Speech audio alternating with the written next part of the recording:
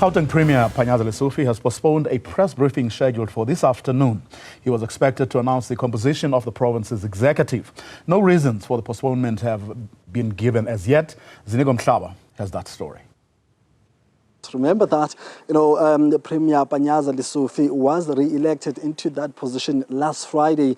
And of course, it was expected that he will announce his cabinet during the week. As we are today, we're expecting him to finally give us details in terms of who will be making up that MEC executive. We all know that it's going to be happening under difficult and different circumstances compared to his previous term, where the ANC was enjoying full and majority support as far as the electorate were concerned. However, things are a bit different now, so that cabinet will have to be made up of members from the Democratic Alliance, from the Inkatha Freedom Party, to name but a few. But you understand that according to media reports, especially morning papers, they reported that there is some impulse and stalemate between the two bulls in that kraal, and I'm talking about the African National Congress and the Democratic Alliance in terms of MEC position allocation. But, we thought maybe when that announcement or that communication which announced that the announcement will be this afternoon at 2 o'clock, actually an hour before the time of that announcement, we're told as journalists that actually that announcement has been postponed. We do not know why exactly or what are the circumstances or when it has been postponed to. But to answer that question you asked me, I'm joined now by Professor Dek Kotse from UNIS, is also a political analyst. Prof, looking at what's happening here in Gauteng and also what has been happening at the national level between the Democratic Alliance and the ANC, most importantly, what do you think is at play here? Because a time was set and the province was ready to hear who will be leading the province in terms of the executive, but that's no longer happening. What is happening here from your understanding and your insight in the political realm?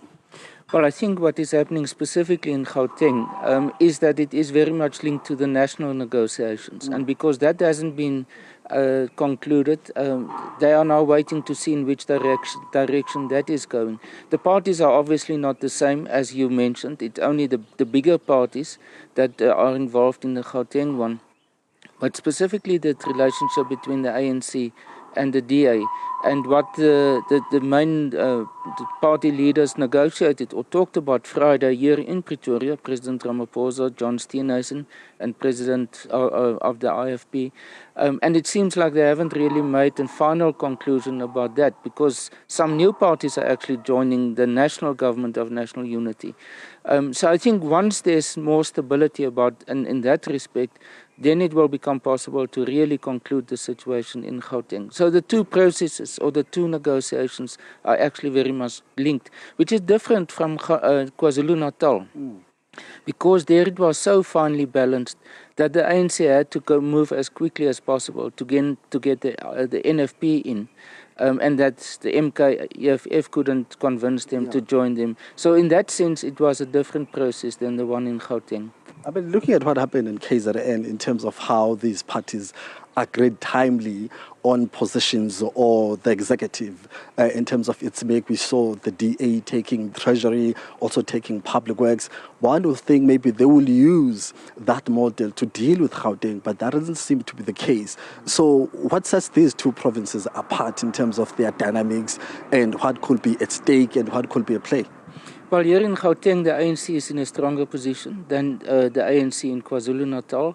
MK does not have that prominence here in Gauteng, while in KwaZulu-Natal we know they were actually the biggest, or are the biggest party.